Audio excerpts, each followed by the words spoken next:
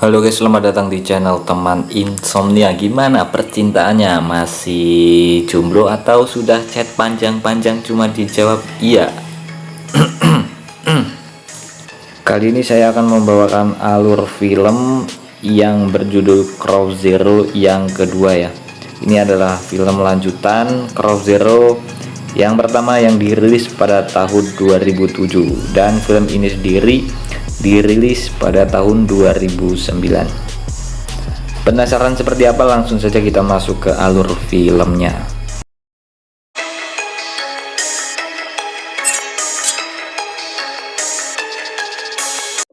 Film dimulai Genji yang sudah menjadi penguasa di Suzuran ingin melawan Rindaman. Rindaman bisa disebut monster di Suzuran karena belum ada yang berhasil mengalahkannya. Akan tetapi Rindaman tidak ingin menjadi pemimpin. Serizawa dan temannya bertaruh siapa yang akan menang, Rindaman atau Genji. Sayang, tebakan Serizawa salah. Pindah ke penjara di mana Kawashi Nobura baru saja keluar dari penjara karena telah membunuh pimpinan Housen. Baru saja keluar, ia langsung dihadang oleh anak-anak Housen yang ingin membalaskan dendam bosnya. Kawashi Nobura lari dari kejaran oleh anak-anak Housen sampai ia di Suzuran. Ia bertemu dengan Serizawa. Genji yang melihat ada keributan di sekolahannya memukul salah satu anggota Housen secara tidak langsung. Genji melanggar perjanjian damai antara Suzuran dan Housen. Sebelumnya Suzuran dan Housen kerap cekcok dan memutuskan untuk berdamai. Akan tetapi Genji yang melanggar perjanjian damai tersebut. Genji pergi ke bar dan bertanya kepada sahabatnya soal Housen. Kemudian sahabatnya menjelaskan, pada tahun lalu Kawashi Nobura membunuh pimpinan Housen. Kemudian Kawashi Nobura ditangkap dan dipenjara setelah pimpinan Housen dibunuh. Anak-anak Housen sangat benci dengan Suzuran dan ingin menghancurkan sekolahan Suzuran. Kerap terjadi tawuran antara Housen dan Suzuran sampai akhirnya kedua sekolahan tersebut memutuskan untuk berdamai. Dari situ Genji sudah paham permasalahan antara Suzuran dan Housen. Genji menemui Serizawa. Ia bilang tidak butuh bantuan untuk menghadapi Housen. Genji dan anak buahnya saja sudah cukup. Anak-anak Housen pun menyiapkan pasukan untuk melawan Suzuran. Mereka berlatih supaya bisa mengalahkan Suzuran.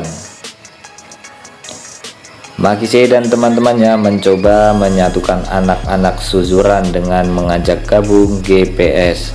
Tiba-tiba dia ditelepon seorang gadis. Ini adalah salah satu kelemahan Makise. Saat anak-anak Suzuran berkumpul untuk bersatu melawan sekolahan Housen, Makise malah kencan dengan seseorang wanita. Ia pun menyusun rencana dengan memasang ular mainan di pinggir jalan. Saat Makise dan gadis tersebut melewati jalan tersebut, sang gadis melihat ada ular. Ia langsung memeluk Makise karena ketakutan. Di sini Makise menang banyak. Kemudian Makise mengajak duduk wanita tersebut. Melihat paha yang sangat halus, Makise tidak bisa menahan nafsunya dan ingin menunggangi wanita tersebut, tetapi didorong oleh sahabatnya sampai ia terjatuh ke sungai. Rencana Makise gagal total. Tiba-tiba anak Housen menyerang anak-anak Suzuran secara diam-diam. Mereka menghabisi satu persatu anak Suzuran.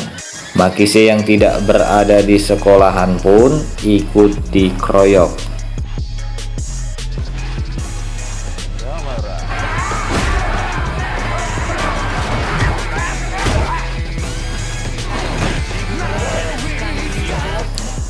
Genji dan Izaki menyusun rencana. Izaki menantang Serizawa untuk bertarung.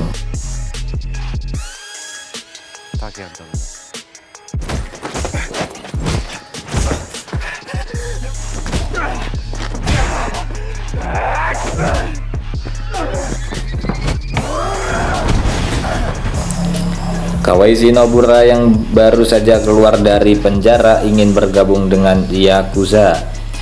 Ia diberi syarat harus membunuh bos Ryuseikai, ayahnya Genji.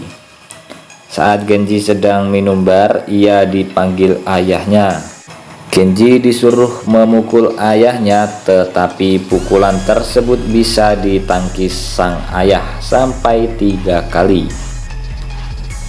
Di situ ayahnya mengajarkan bahwa berkelahi tidak hanya menggunakan otot, tapi harus menggunakan otak. Saat ayah Genji keluar, Kawaii Nobura menjalankan tugasnya. Ia menembak saat ayah Genji sedang kencing. Tapi di situ ayah Genji masih bisa diselamatkan dan dibawa ke rumah sakit. Tiba-tiba sekolah Suzuran terbakar. Tokyo dan Serizawa mendatangi Genji dan memberitahu ini semua ulah Housen. Setelah bertarung dengan ayahnya, Genji lebih tenang, tidak seperti biasanya. Bahkan saat semua anak-anak marah besar, Genji hanya diam saja. Tokyo sangat marah terhadap Genji. Ia memukul Genji, tapi Genji hanya diam saja. Saat Genji ingin memukul Tokyo, ditahan oleh Serizawa. Serizawa bicara berdua dengan Genji. Sejak Genji datang ke Suzuran jadi terpecah belah. Memimpin Suzuran tidak cukup pakai otot, juga harus pakai otak. Sama seperti yang diucapkan sang ayahnya. Genji dan keempat temannya mendatangi sekolahan Housen dan menantang untuk bertarung besok. Ketua Housen pun menyetujuinya. Sampai saat ini anak-anak Suzuran masih terpecah belah. Genji mencoba menyatukannya dengan ngomong menggunakan speaker sekolahan. Satu sekolah mendengar suara Genji. Keesokan harinya anak-anak tetap tidak hadir untuk ikut tawuran. Hanya anak buah Genji saja yang hadir. Melihat pasukan yang sangat sedikit, Genji menyuruh mereka pulang dan membatalkan tawuran tersebut. Mereka cukup kecewa dengan keputusan Genji, tapi hal yang tidak diduga terjadi. Genji mendatangi Housen sendirian tanpa menggunakan pasukan. Izaki yang sudah paham karakter Genji sudah menebak tidak mungkin Genji menyerah begitu saja. Ia mengumpulkan anak-anak Suzuran untuk menyusul Genji.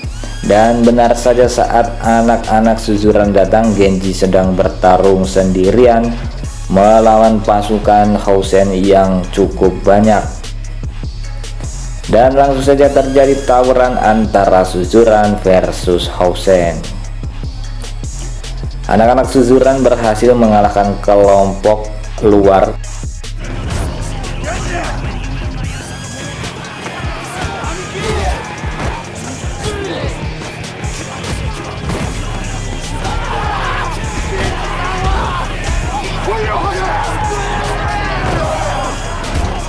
Dan mulai menjajah bagian dalam, dan di dalam sudah siap pasukan Housen. Genji dan Serizawa mencoba naik untuk melawan pimpinan Housen. Saat mau naik, mereka berdua dihadang oleh anak Housen. Dan hanya membolehkan Genji saja yang masuk. Akhirnya Serizawa harus melawan anak Housen dan Genji melawan pimpinan Housen.